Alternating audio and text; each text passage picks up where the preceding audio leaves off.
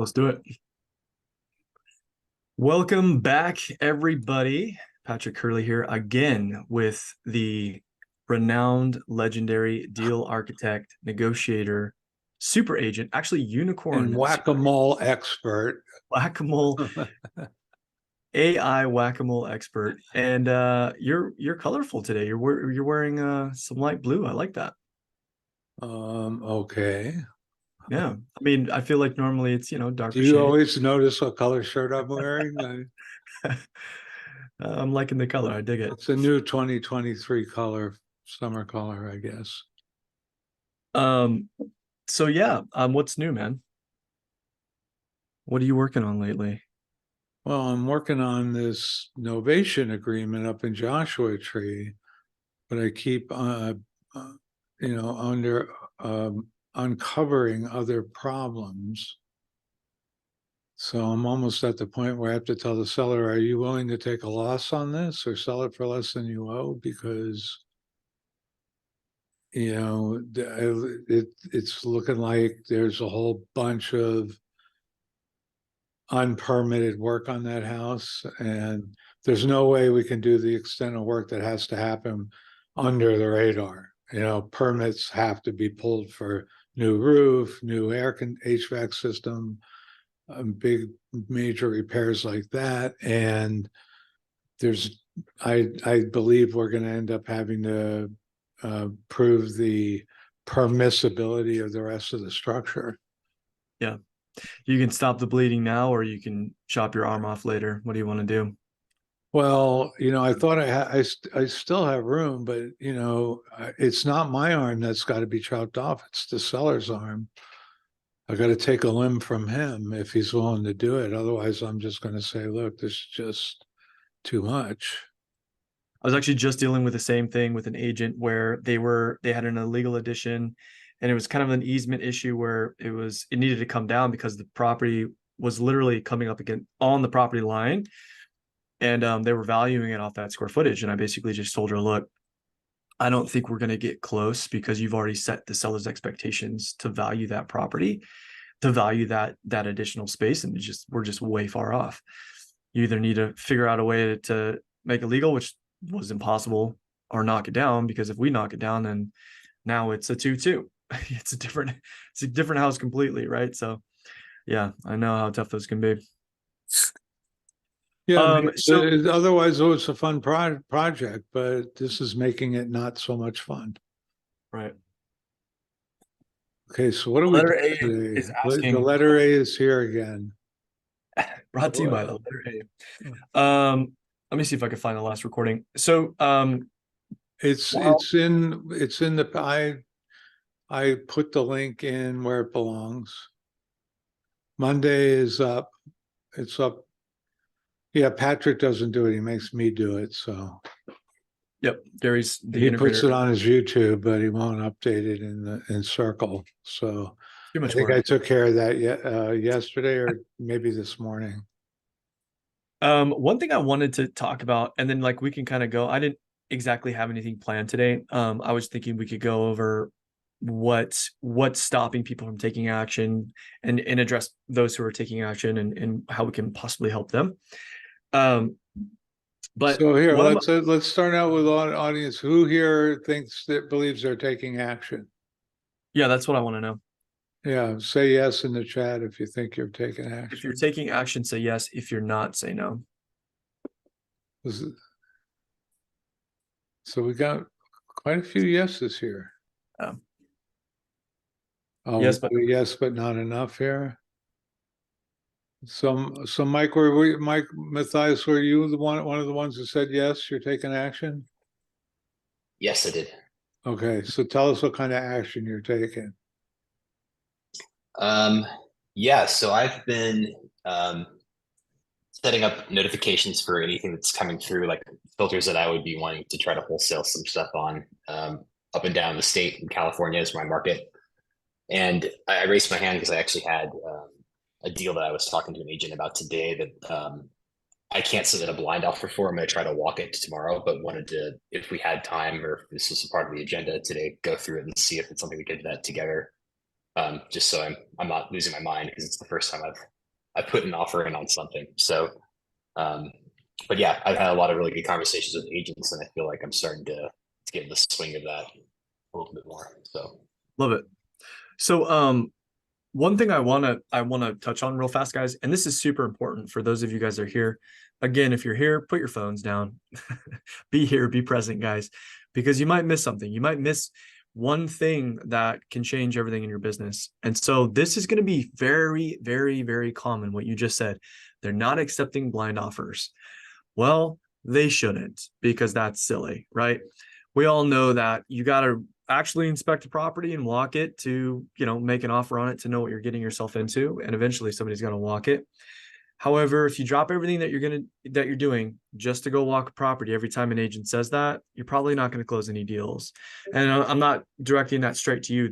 I'm talking to everybody when I'm saying this, because we get it all the time. Okay. And often what I'll say is, oh, we don't make blind offers. I'll immediately agree with them. Like, oh yeah, I would never do that. That's silly. I'm an actual investor. We would never make a blind offer. However, before I send out one of my team members, I want to make sure that we're close on price. Right. And if they say, well, how can you make an offer if you haven't seen it? And I'll respond to them. Yeah, no, that's a great question. Guys, whenever you have somebody push back and give you resistance and they say something like that, respond with, that's a great question. Because what you're doing is you're saying, you're right for asking that. We don't need to have a confrontation. Let's turn it back into a conversation. And then you say, I don't need to walk a property to tell you how much a kitchen's going to cost. And you let that sit in the air. And then you reply with, I would be more than happy to walk that property, but I just want to make sure that your seller is willing to work with an investor and that their expectations are around what we may be coming in at for an offer. Does that sound fair, John? And John says, yeah, okay, that sounds fair. Okay, cool. Well, let me talk to my contractor with the information that I have in front of me to see if we're close. And if we are, we could set up an appointment so that I can walk the property. And then you walk it. Make sense? Yeah, that's for those of you guys listening, that's so common. You guys are going to run into that all the time with agents. And you want to make sure that you're guarding your time. You can't just walk any property, right? And then if they still shut you down, or if they're very closed off and they try to rush you off the phone, then to be honest, it's probably not an agent you want to work with. So how can we help you with this one? Yeah, I just wanted to make sure that I was underwriting it correctly. Is I this know on we or go off market? It's on market property. Okay. Did you want to share the address, or do you want to just share the numbers? I can share the address. Okay. Let's see. I'll DM it to you if that works. Sure. I guess we're on DMing terms. We've already had a personal phone call so far, so Oh, I'll accept your DMs. Cool. I mean, this is probably gonna show up on the screen, but whatever. Yeah, so Cindy was asking, what do you do if you're out of state? You need boots on the ground. If you're gonna work in a foreign market, meaning 4 hours, 4 hour market away from you, you need boots on the ground. Yeah, and so there's a few things that you could do in that scenario, Cindy. Like, so we just had a Riverside property that a baby elephant brought to me, and I got a guy in the area, but like he was tied up. So one of my team members knows an agent. I called her and I said, look, I need video and pictures of the property. If you could go walk it, I'll pay you $500 at close. So for me, that's worth it. Another strategy that I've heard is hiring somebody to go out and take pictures and video for, whatever, 50, $100. But of course, you'd probably want it under contract and be pretty confident that you're going to close on it.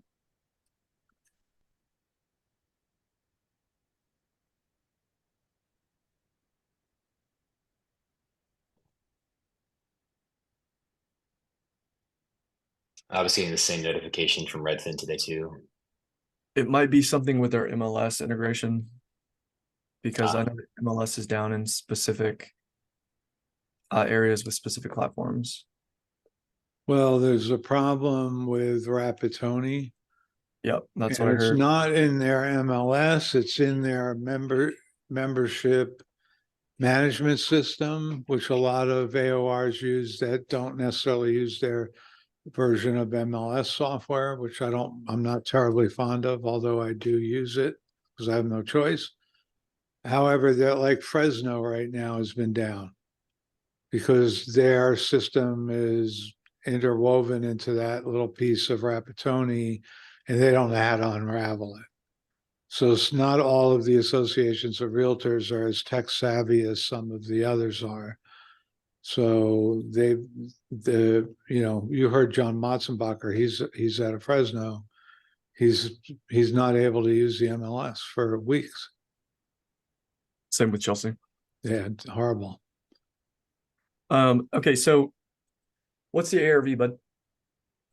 I think it's 915. There's a really good comp that is the same floor plan reversed that looks like it sold recently. It should be on this list The here. flip floor plan is the same floor plan. Yeah, so there you go. Yeah, they do that it's right all down the the street. time, builders. They flip the floor plans. They turn the plans upside down and they build that way. So real fast, guys, for those of you who are new, those are you that are new. Wow, can I form sentences today? This is going to be a rough meeting. I typically like to use Privy and PropStream. I'll also use Redfin. I had somebody ask me the other day, well, what about Redfin? It's like, yeah, Redfin's great. Like I use a lot of different programs. So when I'm looking at a property, the first thing that I'm doing is visual. Is it a fixer? I mean, I like that puke green carpet. It's pretty awesome. That's what I said to the agent. So this is, yeah, I mean, it looks like it's a solid That build. is emerald green. Be nice. Emerald green. It is a 2-story. So one of the things that I'll look at in pictures sometimes is like the headers. If I can see any cracking, I just want to know. Number one, what kind of foundation is it on? The foundation is going to be the number one thing that's going to throw your numbers off. And once you like really get to know markets, you'll know if it's common to have raised foundation, if it's common to have shifting soil, is there clay in the soil in the areas. That's advanced stuff. Don't worry about that in the beginning, guys. But again, once you really start hammering the phones, talking to contractors, talking to buyers, you're going to pick up on this stuff. This looks like it's on slab. It's going to be slab for sure. Yeah. That neighborhood, that style. So I don't see anything Mid-century. that would indicate problems. The room divider's got to go, right? But yeah, this is definitely a full, and it's pretty huge. It's 2,400 square feet. So that's going to be a considerable cost to the flipper. Okay, so my first filter is this a fixer? Yes or no? This definitely looks like a fixer. It's dated. And so that could go one of two ways. If you're in a really hot market, you might have homestead buyers bidding against you. What I mean by a homestead buyer is somebody who wants to live in it. They're an end user. And if that's the case, they're always going to blow you out of the water because they want what they want and they're going to outbid you. If that isn't the case, then you might be able to get this at a discount. Now, if you saw this with a distress, like maybe there's holes or plumbing issue or electrical issue or something like that, then you know that you're no longer, or you may not be bidding against homestead buyers at any point. All right. So just some points. Yeah. All right. So I'm seeing that 915, I think, that you were talking about. So when we comp, the first thing that I'm going to do is I'm going to eliminate the years that it's sold because it doesn't apply unless you have to. So if I don't have comps, I might go back in time and look at market data, but I don't have to in this case because there's plenty of comps to choose from. We want to be in the same subdivision. And so another way to really say that is, generally speaking, if you're in the same subdivision, they were typically building in and around the same time. So the next thing I'm going to look at is my build year. And I want to eliminate anything that's outside of plus or minus 10 years. So this 95's got to go bye-bye. I'm going to take the 82 out. I want to go up to probably 78. So I can leave the 76. Let's flip this. And these are fine as well. The next thing that I'm going to look at is kind of like when it sold. So these are January. These are a little bit closer to today. And then the now what I'm looking at is square footage. So we're a pretty big footprint here. Let me flip this and see if I can find. I'm going to take this 3,000 out. I'm going to take all these 3,000s out. One question on this, on like that fifth row 1734 Claudia, the grayed out price moving up towards like the 776 to the 960. What is that indicating? You know, They bought it for that and they sold it for this. so it's just a flip. It could be, or it could just be that's the data that they're presenting to you. I mean, generally, like well, if we click on this, you'll see their hold time. So if we go to let's see. This looks like a model match potentially. So if we go to property history, you'll see their hold time. Actually, no, let's see. Oh, here it is, hold time. So this is actually a flip. This was 178 days. Got it. 6 months. So that's a good one for determining ARV. Yeah. So when I'm comping, I'm not looking like generally what we will present our buyers is several comps. We usually do like 3 to 4 comps. But when we're underwriting, I tell my team, I want you to find the comp. Yeah. Right. Now, if you find a comp and it's like, let's say it's 915 and you don't see anything else trading for 915, I would be worried about that comp. All right. So we're looking at the numbers here. Again, we're looking at square footage plus or minus 200 square feet. We're at 2498. I prefer to get closer since we have a lot of comps here. I think Gary may be right here because this it sold in January, which is the only thing that concerns me, but we can look at market data and work our way backwards. So really, the market's probably ticked up a little since January at this point. So I think yeah, and it's about to cool off. Yeah. You think we could talk about that? Yeah. Yeah. So 915. Yeah, that 915 is the I one think I was referring to. Yeah. And it's so like one of the things that you can do, like I'll take this zip code. This is one of the things that I like to do is look at like market data. So if you type in Redfin market data, and then you paste that zip code, you can kind of take a look back. Uh-oh, it's not going to work. But if you do go into there, it'll show you like a graph and you can see what month, what was happening in the months. So I look at 1 year and 3 years. I look at 3 years just for the general annual trends.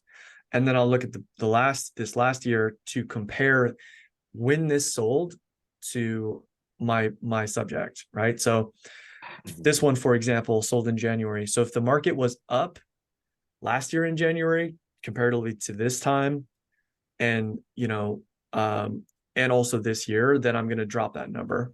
But I think 915 is probably correct. So let's just take a look. So once I find a comp, what I want to do is I want to take a look at it and I want to ask myself, is it retail ready?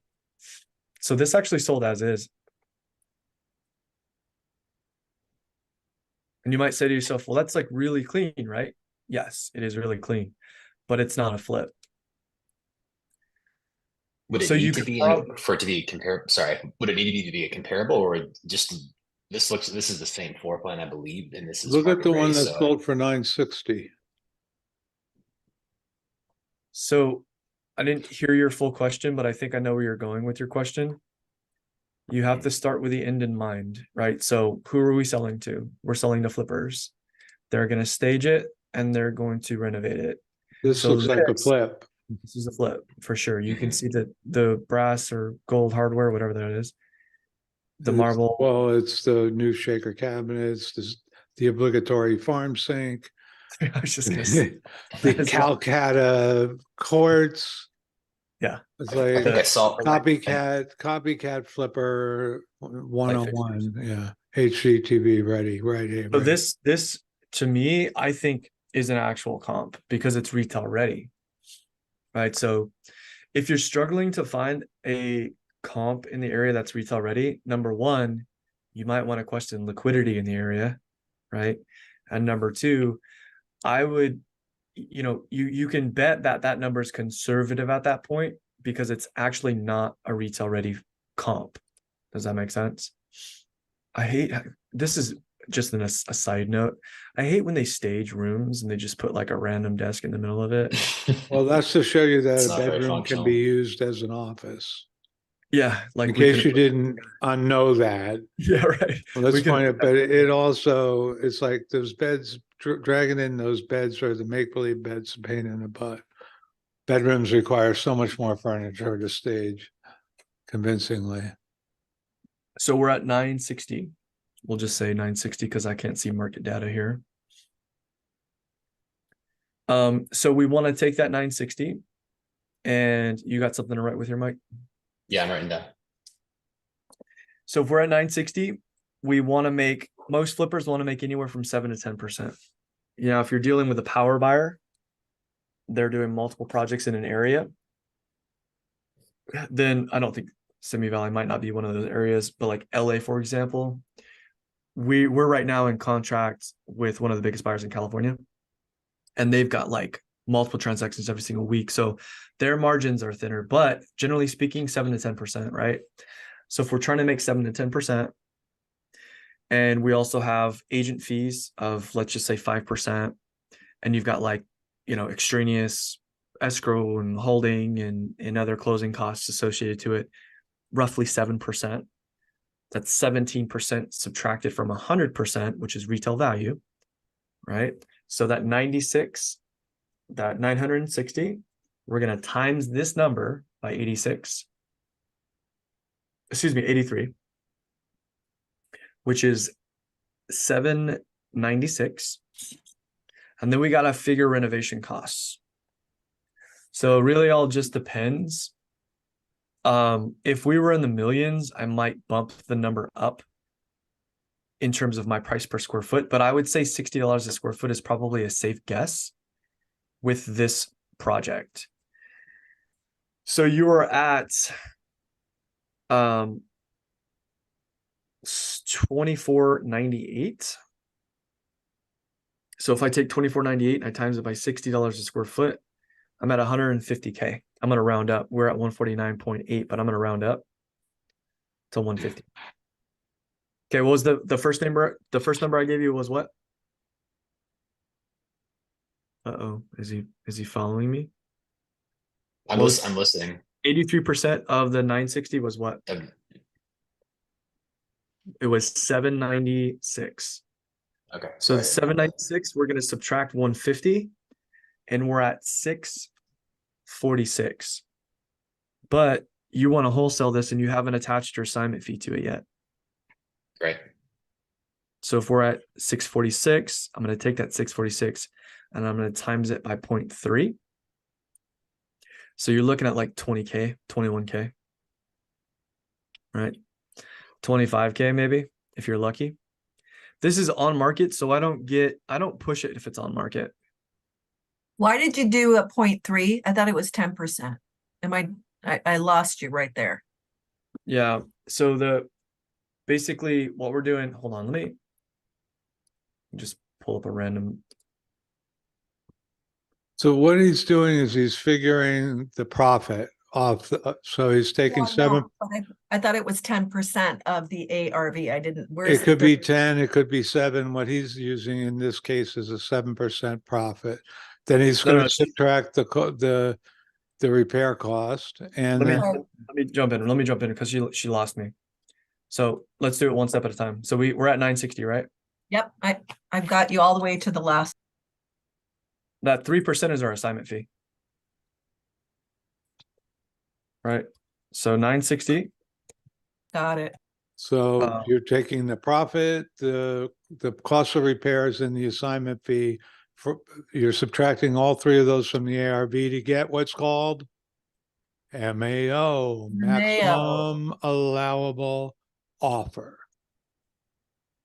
So this is a calculation you need to have embedded in your brain. I got it. I got all that. So 83%. Okay. Got it.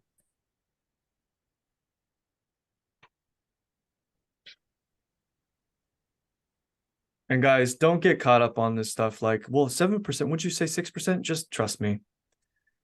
Okay, so now if we're at 760 and excuse me, I keep saying the wrong numbers. What's I wrong with my want brain? 10% personally as a flipper.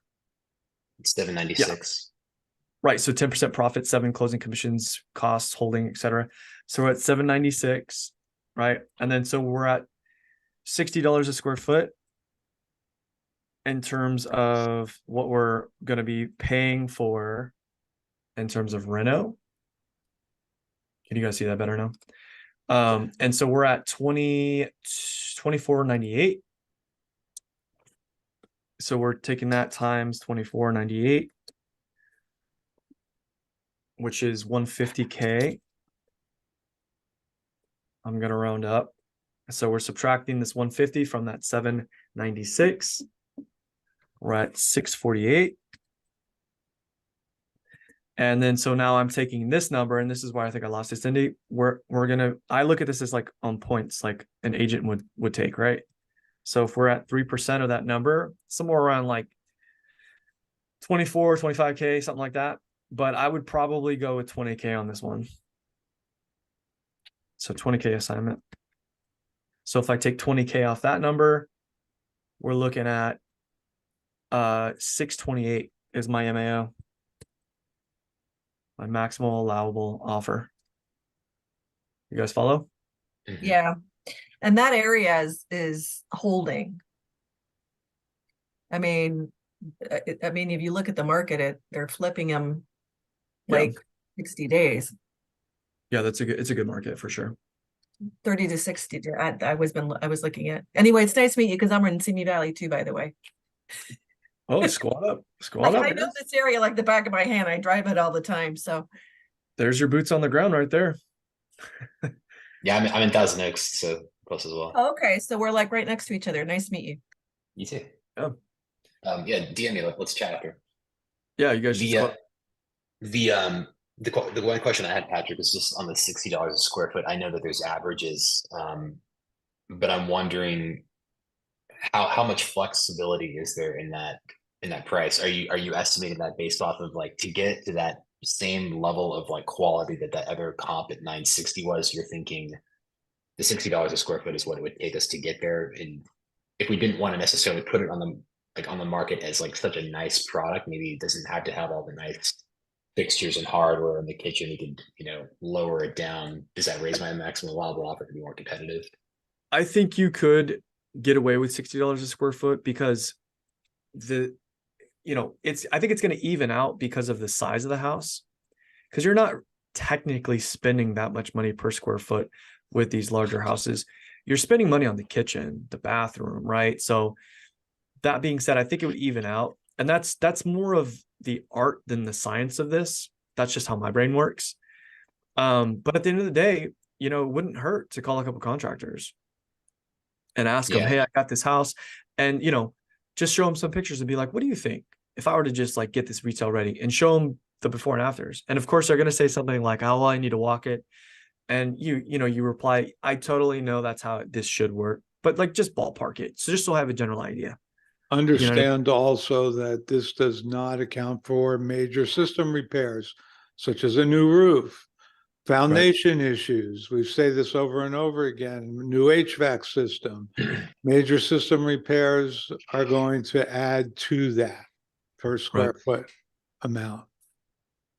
And Gary, that actually is, I don't want to hog everyone's time, but that was, that led right into a follow-up question I had was how much of this is really just an upfront try to get your offer accepted versus once it actually gets into escrow, then we get into those details about here's like some actual real functional things that need to be No, updated. professional buyers are going to eliminate that before their EMD is in the pot, Yeah, but I think he's talking about wholesaling and strategically getting it under contract. Is that what I'm hearing, Mike? Yeah, and just how much should I really leave to the escrow phase to renegotiate certain things that do pop up? I understand you want to try to find all that out in advance, but Like I'll what tell kind you of what. things strategically would you wait for? I'll tell you what. When I first started doing this, I was like, I don't ever want to renegotiate price. I literally said this in team meetings. I don't want to be known for that. Now I say if it's on market, that is the standard. Like, because you have to remember that they're being represented by a seller agent, it's on market, and they expect to maximize their profit.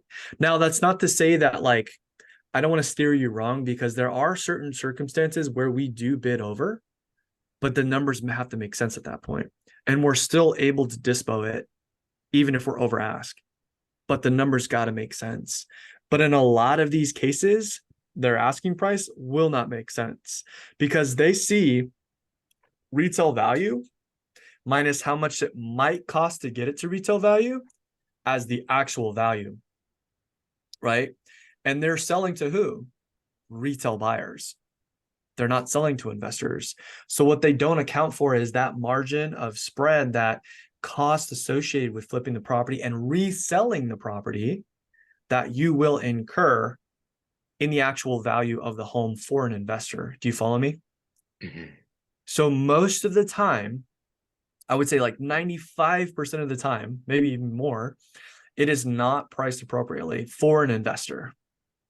And so you're going to have to, in certain circumstances, lock it up at close to, like I was literally just having this conversation yesterday with a new team member, because she was like, you know, we showed her exactly what we need the property at. And she's like, okay, so should I try to lock it up at that? And I was like, no, lock it up at the price that we would actually dispo it at, get it under contract, and work them on price to get the sell price that we need. And I was like, you're going to find problems with the property after you have it under contract. That's what I told her. Right. And we have a process for that. So that's the name of the game. Unfortunately, that's what this is.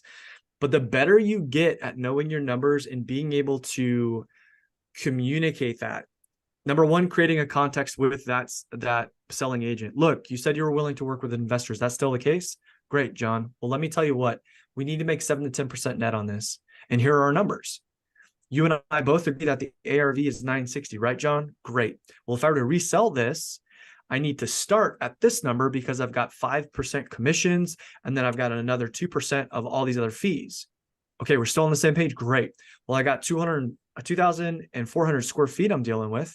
I'm at about $60 a square foot here, John. That puts me at this number, right? If you can break it down for them after you create context and they're open to listen to you, they might go back to their seller and be like, this guy knows what the hell he's talking about. I think we should sell to him. And still get, you know, I have an agent right now we're working with. She doesn't want to go on market. She wants to sell to us because she knows she's going to deal with a shitstorm for 60 to 120 days. And she doesn't want to do it. She just wants a cash offer and she wants to be done with it. Yeah. Does that help? Mm-hmm. Yeah, immensely. Okay. Sometimes you're going to have to do it. Most of the time you're going to have to do that. It's a delicate balance and between like not losing rapport, getting the contract, and being able to keep rapport while renegotiating the price. Cool. Roger that. All right. Next time I see you, Mike, I expect you to have this under contract. Okay. I'll work on it. I got buyers for it. All right, Steven, let's bring Steven up. Is your, yeah, his video's on. Steven, what's up, man? Hi, Hey, how are you? I'm good. How I've are got you? a very good, thank you. This is going to be a repeat of what Mike just did. I've got a couple properties. The first one, if we got time for two, I'll just skip it. But the guy told me I should walk the property before he'll take an offer. Is this on market or off market? They're both on market. They're Okay. both, I got two on market. Let's just try, 12882. 12882. Kamloops, KAM Loops. It's in Pacoima.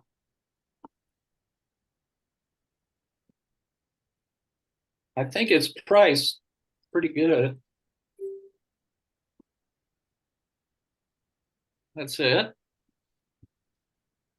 I think that ARV is around 720.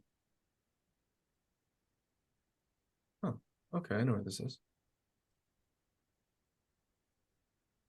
There was another one, same price point. I talked to the realtor and she got stampeded and she was pretty bitter. But that price in that neighborhood, I think it even works to flip it. What do you mean she got stampeded? What does that mean? Just she was just so many showings and a lot of investors, and she didn't feel like she got treated properly, et cetera, et cetera. But Get that used one to. was already gone. But this is a similar price, covered in wood. I'm wondering if this is already in our pipeline. Yep, this is a. I'll tell you I right now, thought so, because you could put an ADU there, don't you think? I'll be completely transparent with you. We're already bidding on this one, Stephen. All But right. I mean, I will give you my opinion on it because I don't even know Yeah, the number. please, can you just go through the numbers? So if I see if I'm in the ballpark. 100%. You better put your offer in soon before we beat you.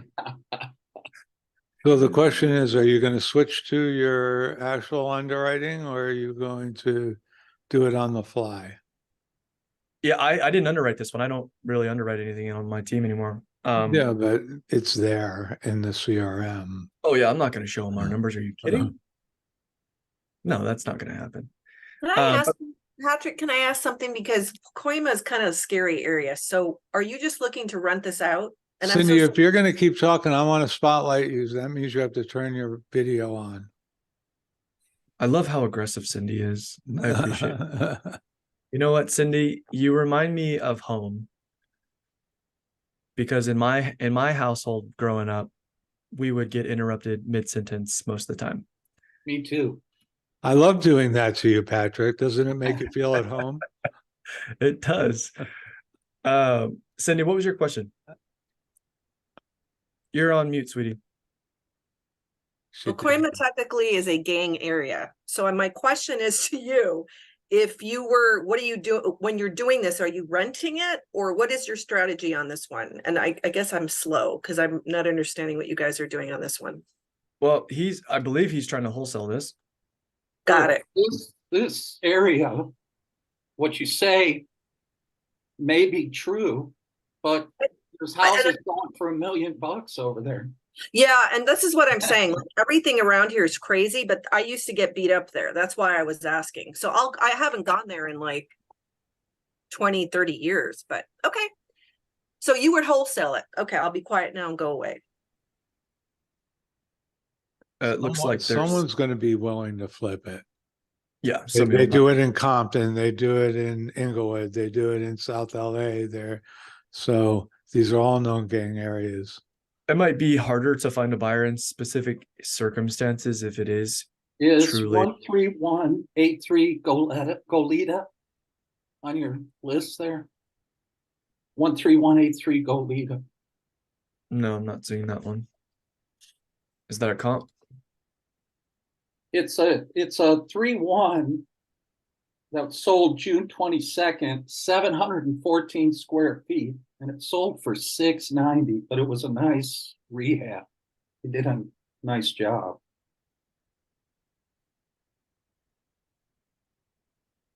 There's another rehab that sold for $760, which was a 3-2, but it had more square feet, 1467. That was on Rincon. Yeah, that's 690 there.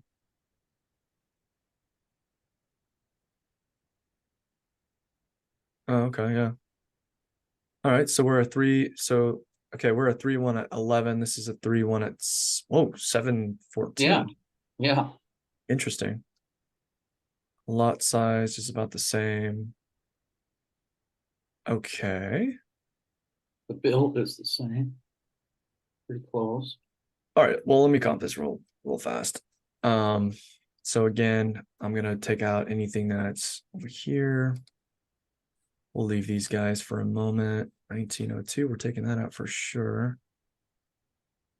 735. Let's just go with. I'm offering like 530, Patrick. What are you offering? Oh, I'm never gonna show you my hand, dude. That's just not gonna happen. But nice try. Okay. Mhm. I already asked them that question, Stephen, if we're gonna go there or not. Pull open, as they say, open the kimono. Yeah.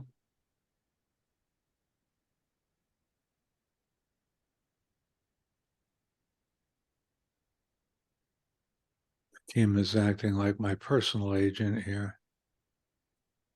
So at this point, once I got it narrowed down to the year or the timeline that it sold, the build years plus or minus 10, and I'm looking at the bed and bath count, I'm kind of looking now at like what sold, like, and how much, and I'm looking at the high prices, and then I'm cross-referencing the square footage to see if it's close, right? So I'm seeing this one at 760, this one at 750, 700. Those ones are catching my eye, and then I'm flipping back over to see the square footage. And really the closest that I see is this one here.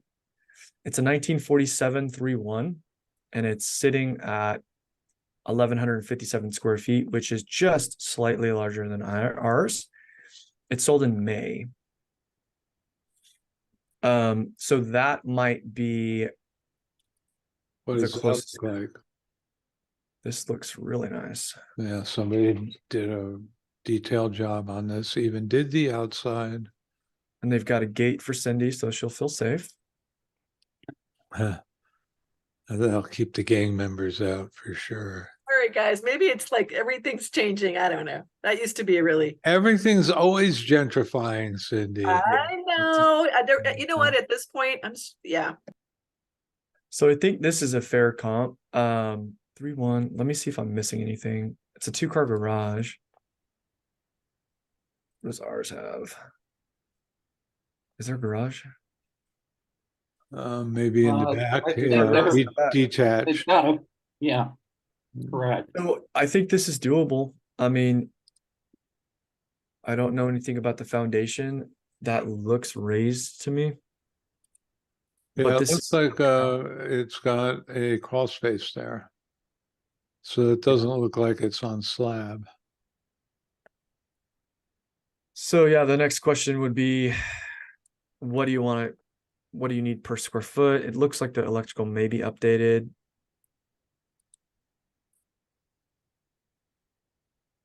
And I don't know what's going on with the plumbing. I might bump up. That's an enclosed back porch. And Oh, I see. this one, Are they adding that to the square footage? I hope not. That looks like it needs to come down. So that's one question I'd call and ask about. Are you adding that addition? What's permitted? What's not permitted? What are you adding into the square footage here? Because if that's not permitted, then that's going to drastically change your numbers. But let's just assume for a moment that that's the case. I think your ARV is, oop, did I lose my ARV? What did I say? 700? Looks in 760. privy. 750, 760. Okay. That's higher than I thought. Assuming that these numbers are correct, I would also look at market data to see where this number was, if it was higher or lower, because the market will go down in next month. It will go down. It's gone down a little bit. I think I looked at it. It's just Not gonna much. it's gonna have a seasonal drop. It does it every year. But you want to just take a look at, more importantly, where were the numbers at in May comparatively to this 750, right?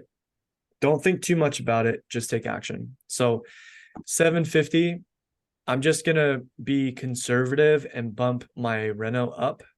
So if we're at 750, I'm gonna come in at 83%. So I'm at 622. We're sitting at 1122 square feet. So 66. I'm gonna take $70 a square foot. Oops. $77,000. So at 78, I'm going to round up to 80.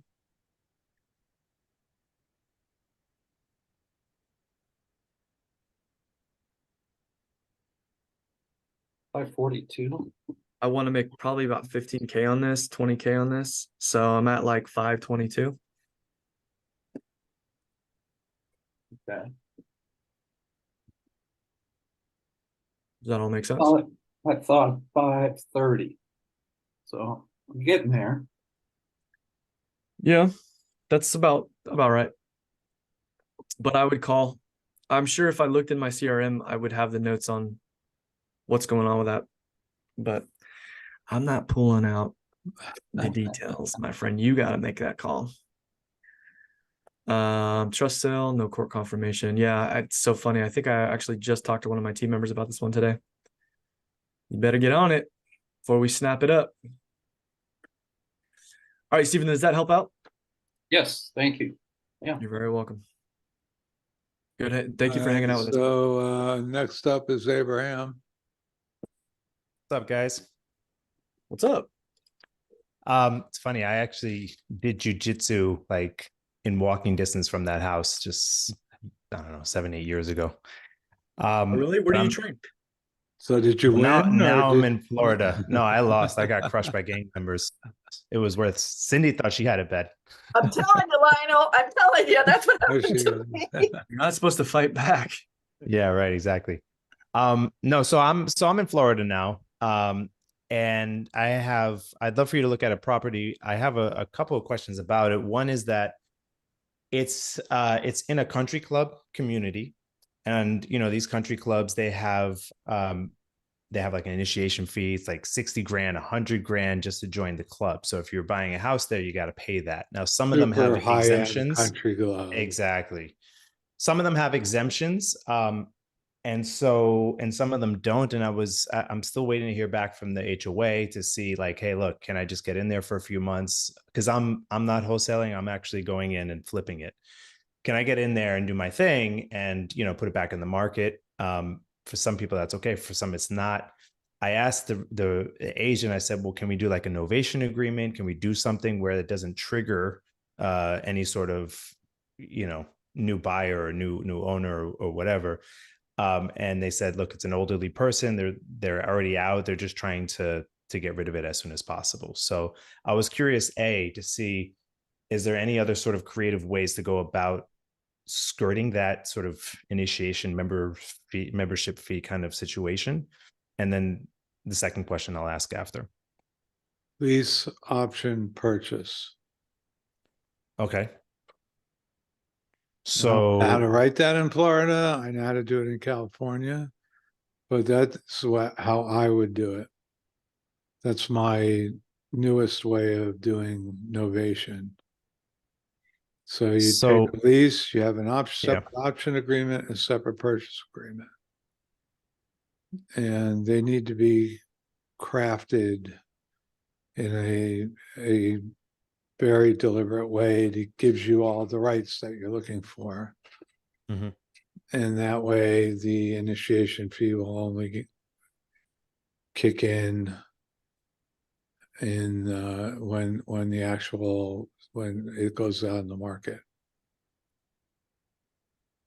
Got it. So from the seller standpoint, they're trying to offload it as soon as possible. Would that mean that they would still be the owner for longer? I mean, yeah, you'd have a firm, you'd be renovating it while they still owned it. I mean, that if the deed's going to change hands, the chances are what these country clubs are doing is I think many of them are making up for the sins of the previous owners, which kicked the can on funding the reserves. And so all of a sudden, 30, 40 years later, they were built in the 70s and 80s. And now we're, if 40, 50 years down the road and there's not enough money in the reserve funds and the roads need to be replaced and the roofs need to be done. And, so I think that's a lot of what's driving that, because I'm seeing that up, I'm seeing those fees 10, 15, 20, 30. initiation fees out here as well in these leisure properties. And Right. you know, where are you exactly in Southern Florida? Parkland, so Broward County, but Yeah. this one is in Palm Beach County. Okay. Yeah, the high end places that people can afford to drop that kind of money on nothing. Yeah, my only Right.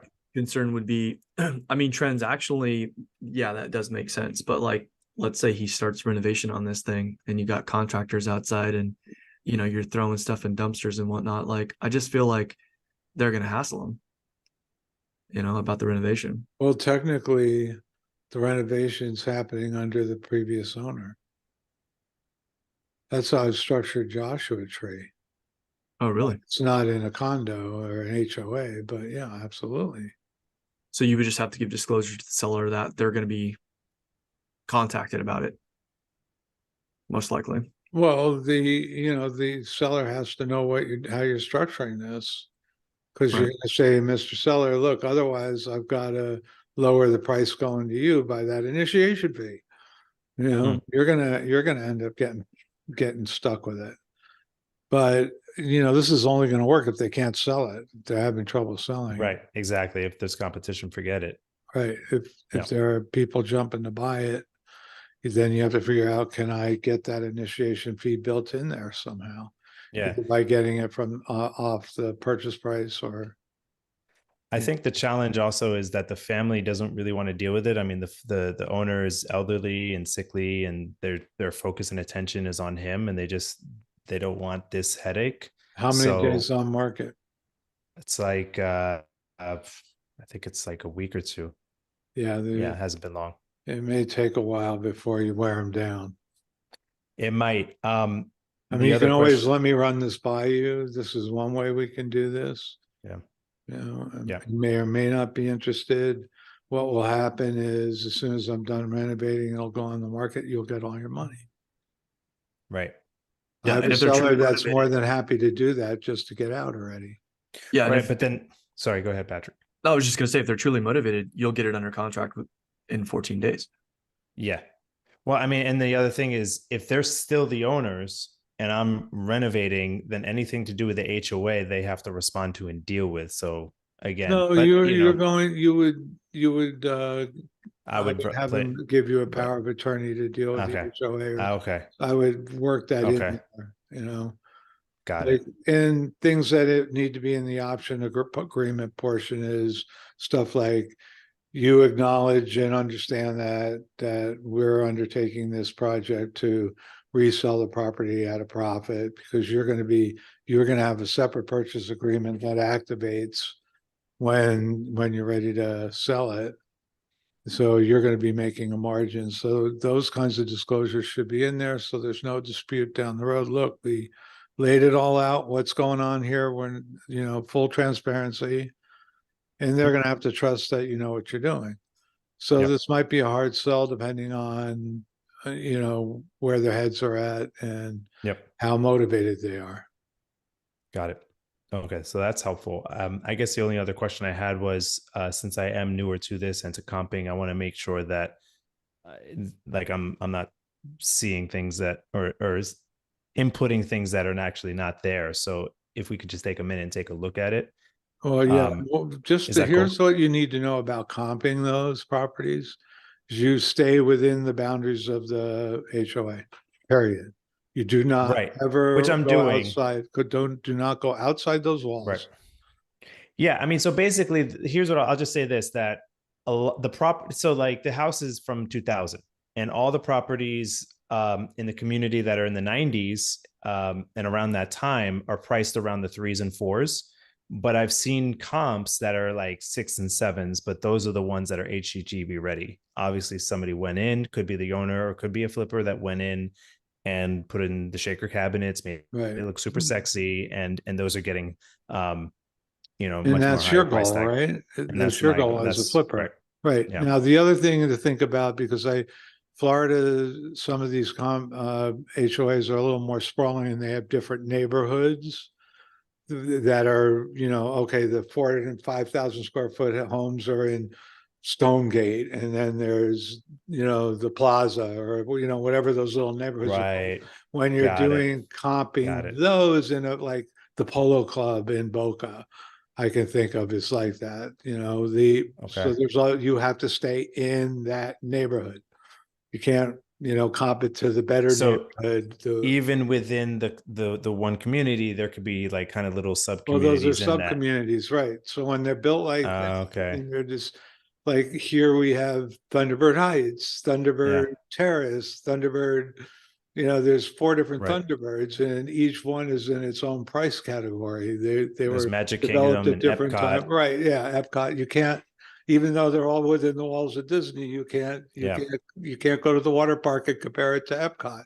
So is there some way to see that on Privy or Redfin, or is that something like, I mean, how would I know that? What are the community names?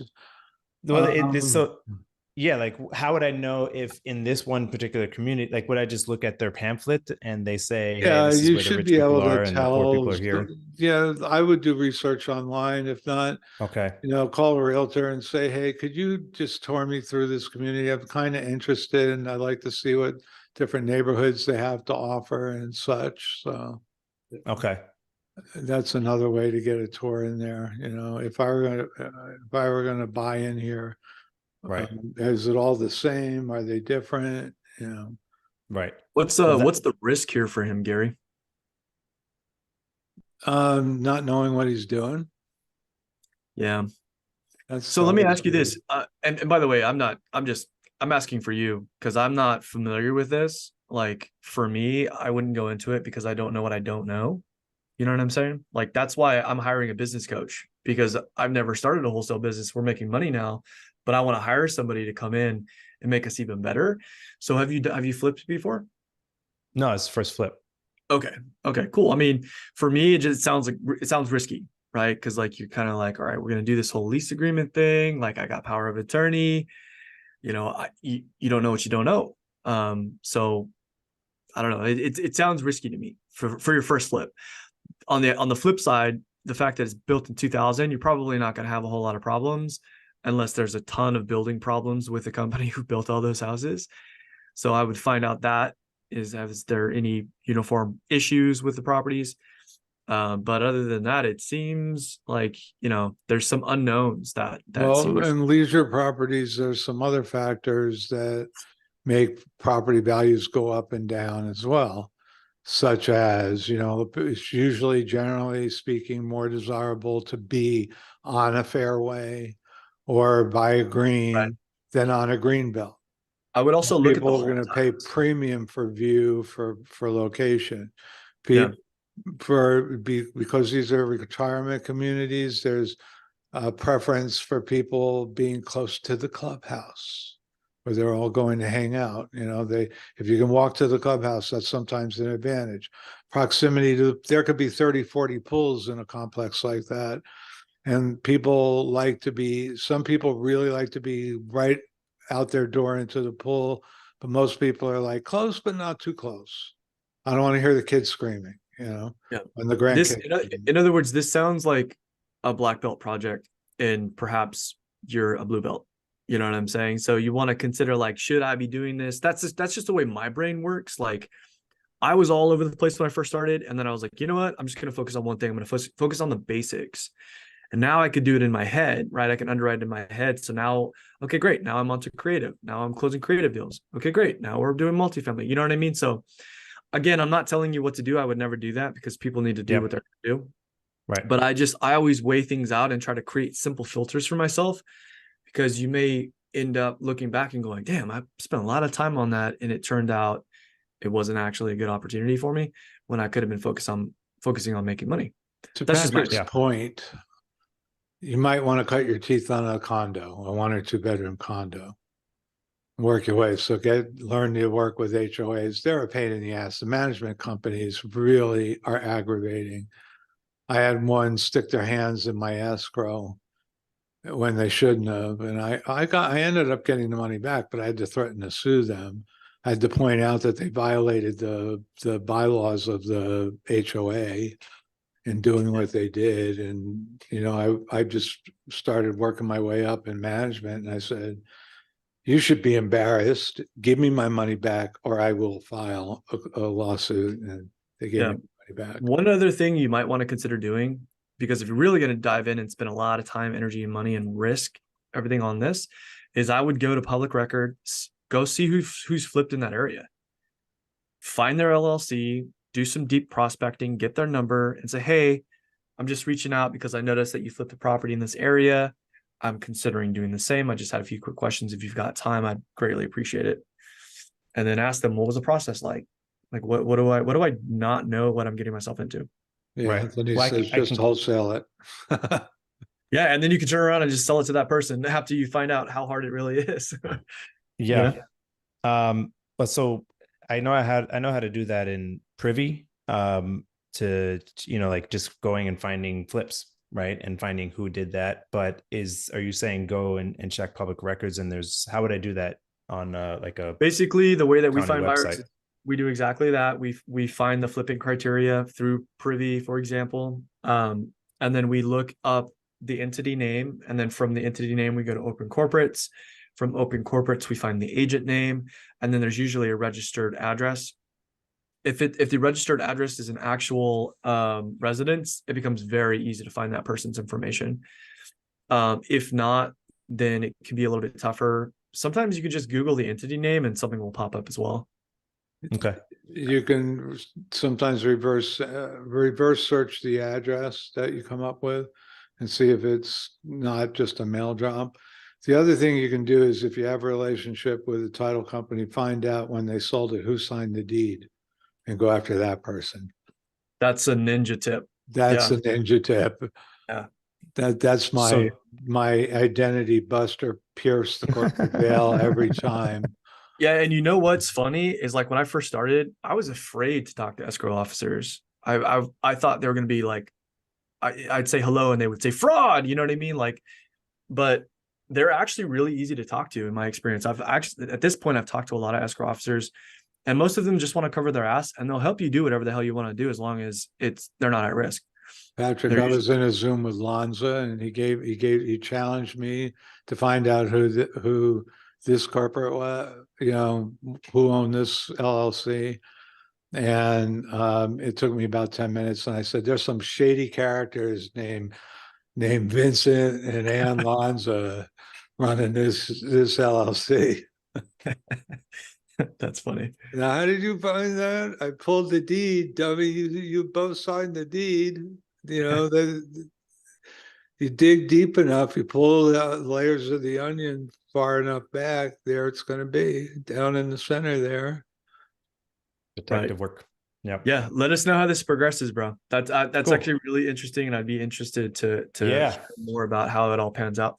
I mean, the main thing, I'll just say this, is that, you know, we're definitely trying to get into a flip, but here in Southern Florida, it's like super saturated. So anything that comes on the market, like a distressed property, or like, you know, we're working with wholesalers, but it's just like, it's like a human centipede. So many daisy chain, you know, people that by the time it gets to us, the numbers don't even work. So, yeah, you know, anyway, with wholesaling, one thing that I can give you, because we get the same shit.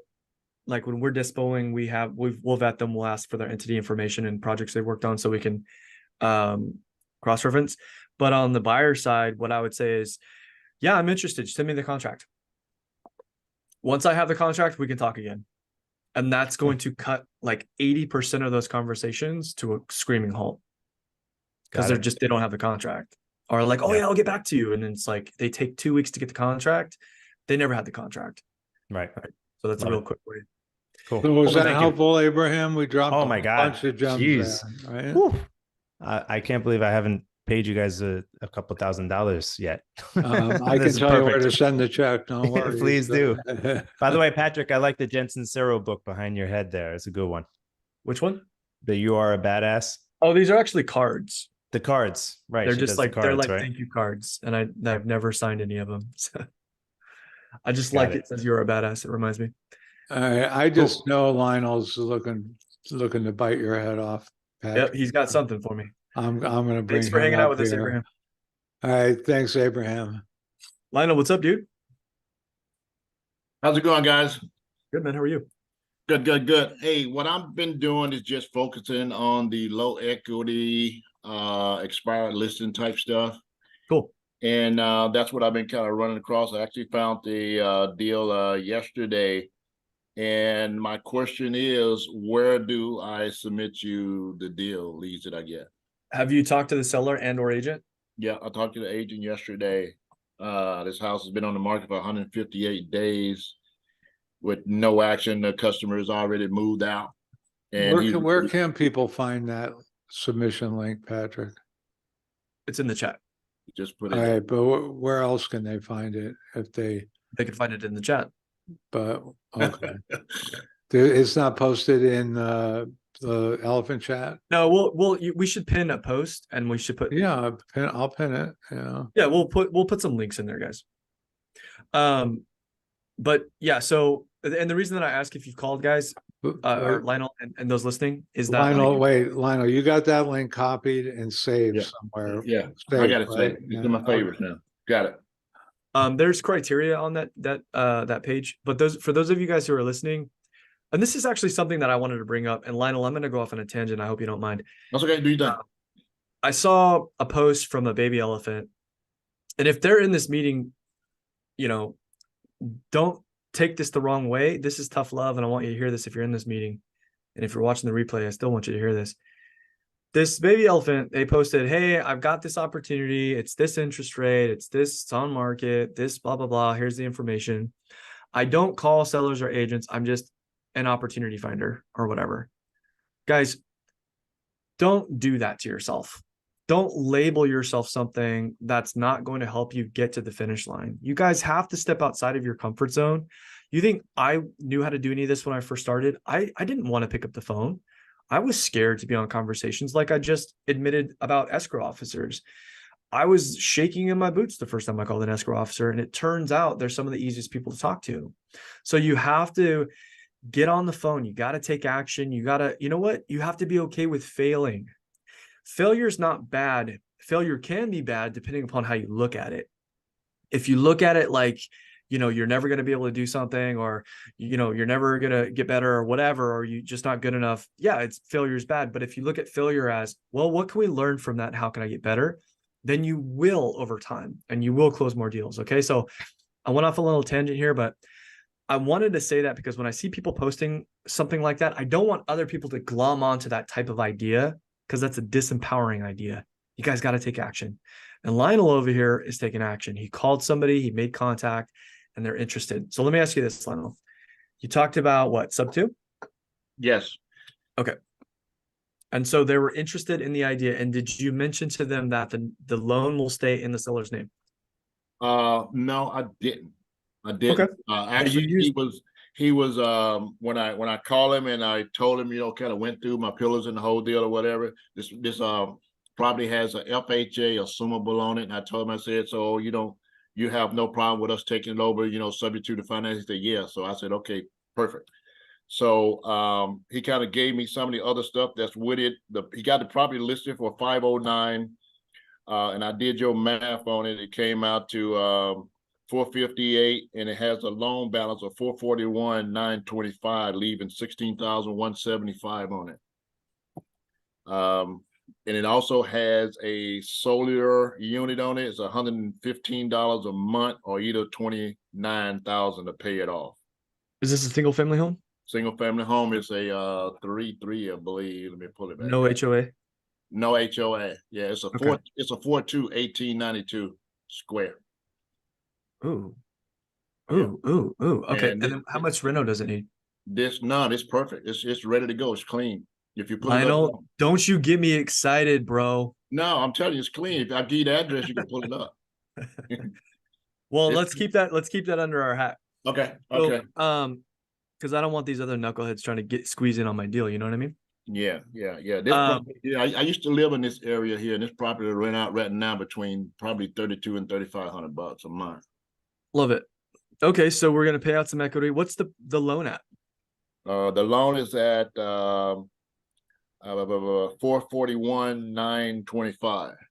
No, sorry. What's the interest rate? Oh, it's 3.2 or 3. Let me see, where is that one? No, oh, you're getting Patrick all heated It's, up here. I'm not gonna be able to sleep tonight. It's 3%, Oh Lord, 3% FHA. that is a deal, Lionel. Yeah, I'll 3%. tell you what, if I might have to put you on my team if we close this.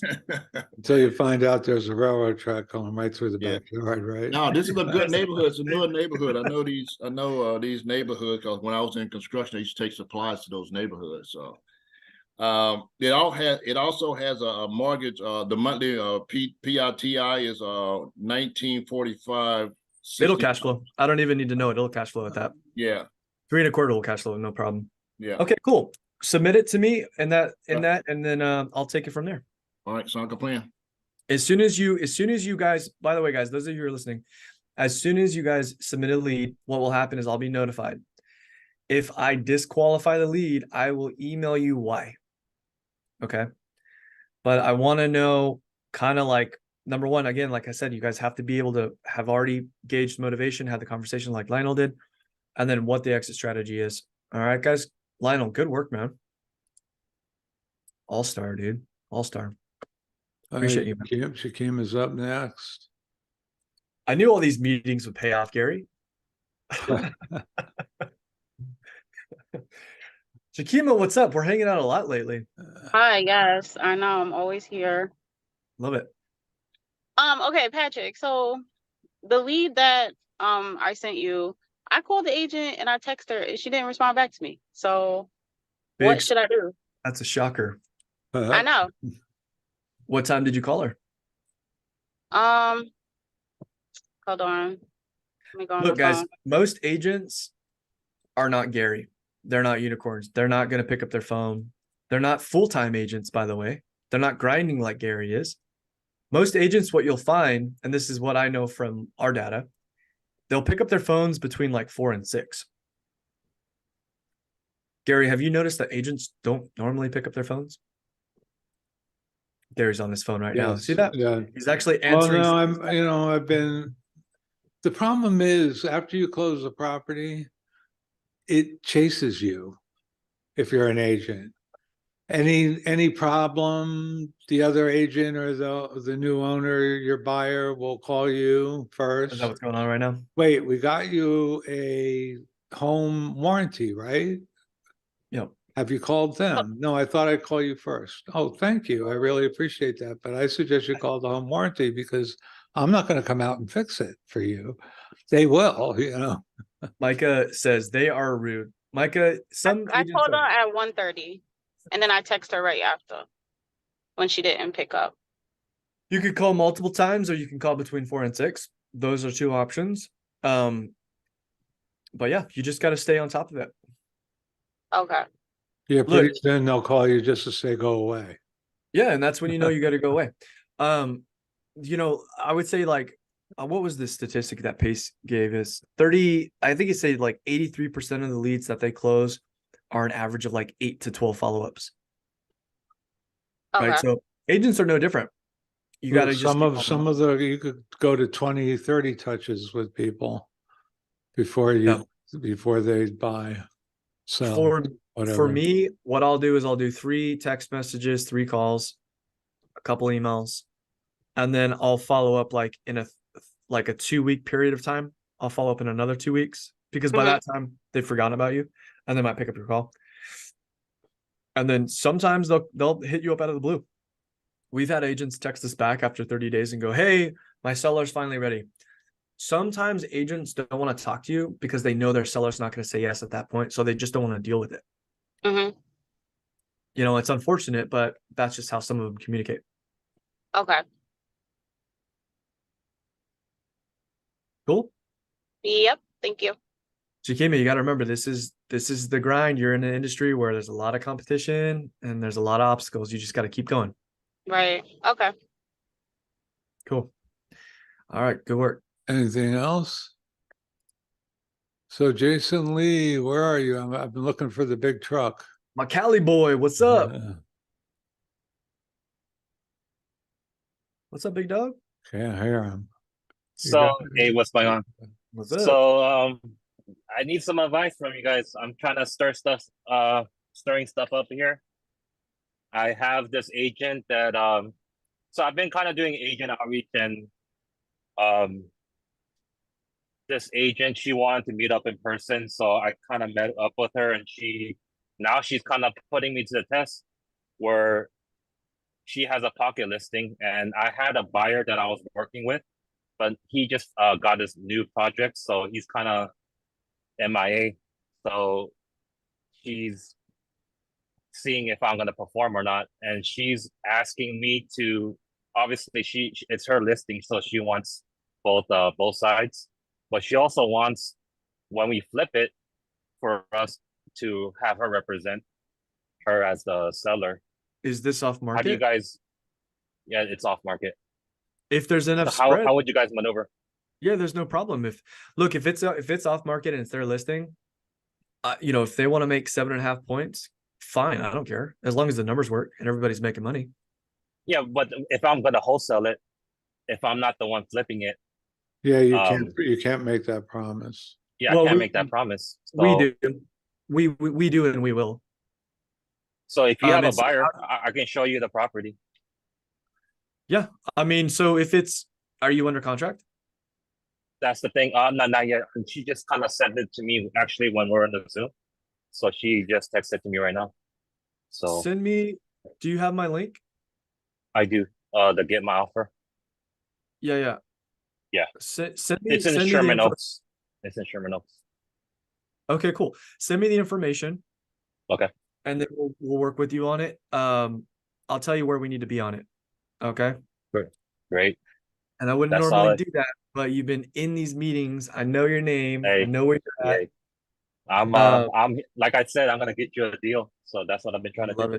I love it. But so I'll just tell you how I handle those things and what I would tell an agent. If it's Yeah. their listing and it's on market, I say no problem. Anything you want. Yeah. That's what I say. No problem at all. We just want to make sure the numbers work. And that's what I did too. When I met them in person, I mean, I pretty much built a rapport with them. So she's trusting me. So I just want to be able to perform for her. Yeah. Uh-oh. Did we lose you? You're lagging a little bit. He's in that truck. So, I'm here. Yeah. Yeah, you might want to turn your video off because your audio is lagging. yeah, we'll lose the spotlight. Probably. Yeah, I'm here. Oh. Okay. So generally what I'll do is I wouldn't even tell the buyers.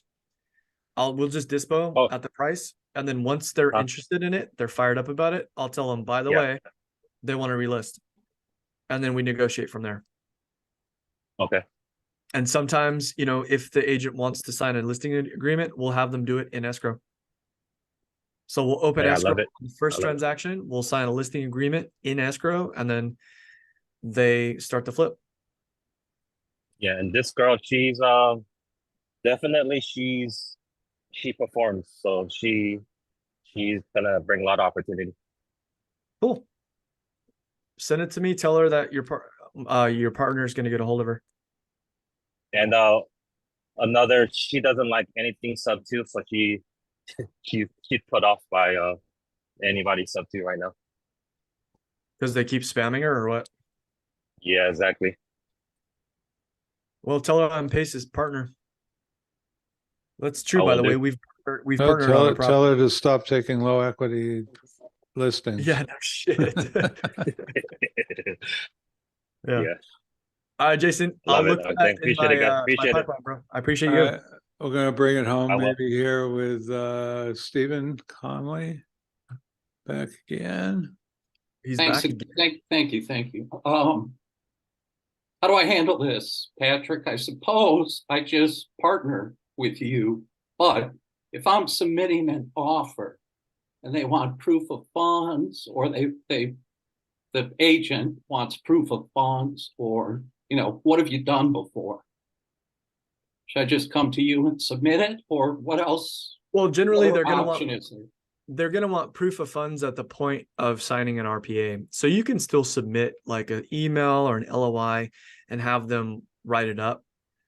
But what you want to get first is you want to get a verbal confirmation that they're going to write it up for you at your offer price. Because if they will, then that means that that price might work. Now, on this specific case, because we're already working in the area, and I could tell you for a fact this one's in my pipeline, you know, that changes things. Obviously, we're at that point, it's a conflict of interest for us. No, I understand. I understand that. Yeah, I would have to cross-reference my pipeline to make sure that that specific property wasn't already working. We weren't already working on it. But if it wasn't that case, that's how it would work. So just go ahead, see if I'm close with the number, and then come back. Yeah, exactly. And partner with you, you'll provide that. Exactly. Okay. Yeah. Before we had our automated system set up, what we used to do is my team member would email the agent and then CC me on the offer, and then I would respond with the proof of funds. I'm just letting you know that's how we used to do it. I'm not saying that's what we should do because I don't want my inbox blowing up. But all you would say is just email them. This is what our offer is. Let me know if this is something that you can write up. Then I'll have my, partner reach out, and then that's when we take over. Thanks. Okay. Thank you. All right, guys. Any final thoughts here? Man, time flies when you are kicking ass in real estate. Kind of a fruitful day. What do you think? I mean, we've got some opportunities. It's a good session today. We got lots of great questions. I think people are actually learning and getting better at this stuff. The level of the questions is growing. Yeah. So guys, one thing I would say, I mean, I think the biggest takeaway for you guys is take action, guys. I mean, I know I keep saying it, and I know it sounds simple, but so many people don't take action consistently. If I were to give you a simple metric to live by, I would say you should be making 10 connections a day. At 10 connections a day, 5 days a week, at 4.3 weeks in a month, you should be making 216 connections. If you close 1%, that's 2 deals. If you close 2 deals, you can walk away from your W-2. Okay. That is motivation. Now, do you see, if I break it down like that, how many of you guys in the chat tell me, when I break it down like that and you hear it like that, do you feel motivated? Yes or no?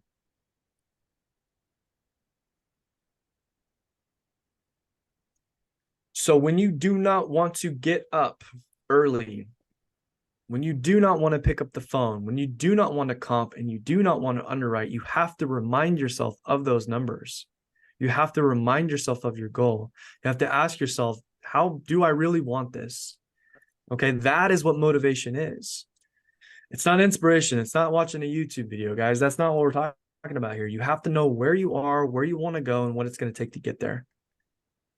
And if you can continuously do that and take action, I promise, you will hit your targets. You will get to where you want to go. I know that because it happened with me, guys. I had a breakthrough. I was struggling, hitting a wall, asking Gary, what am I doing? And Gary was like, leave me alone. Just kidding.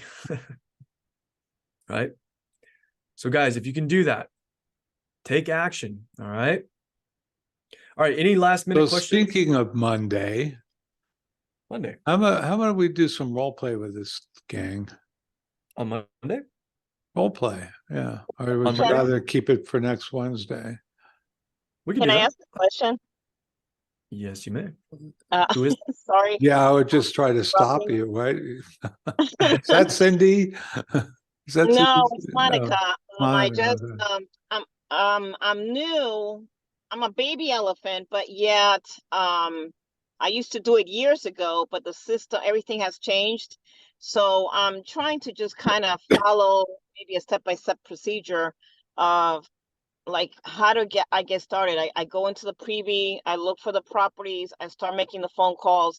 But do I make the phone calls, like when I look at the properties, do I look for like comps, like what is the steps?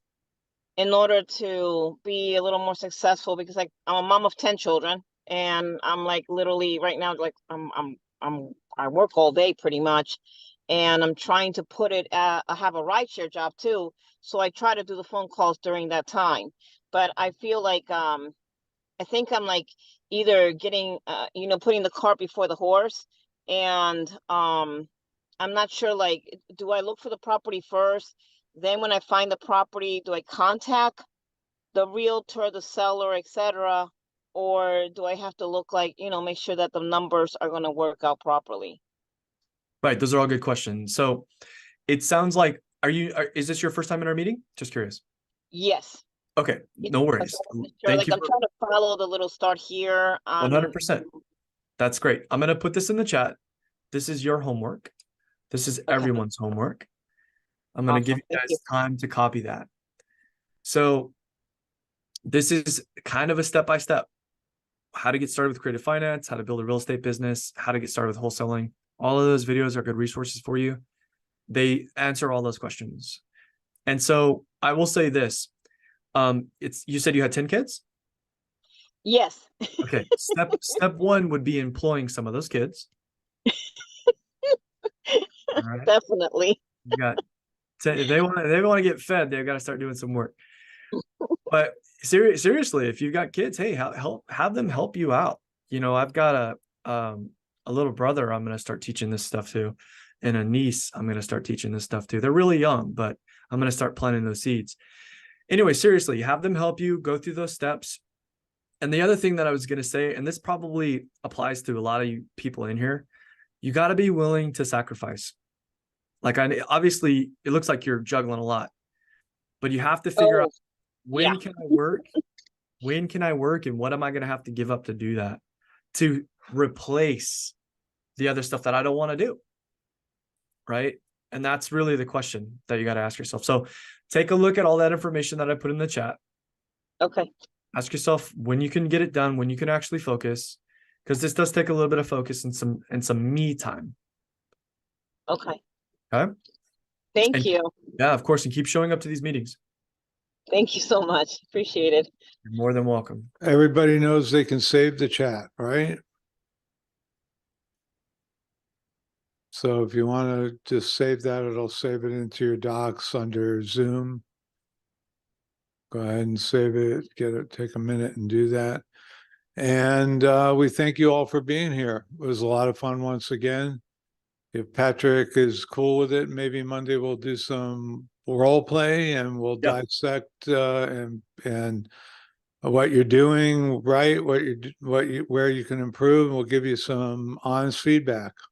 100%. I love it. I think that'd be fun. We haven't done that yet, Patrick. We need to.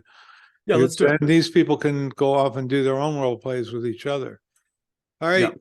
Everybody, happy Wednesday. We'll see you back here on Monday. Looking forward to it. Thanks for being here. Thanks for supporting us. We really appreciate it. All right. Take care, everyone.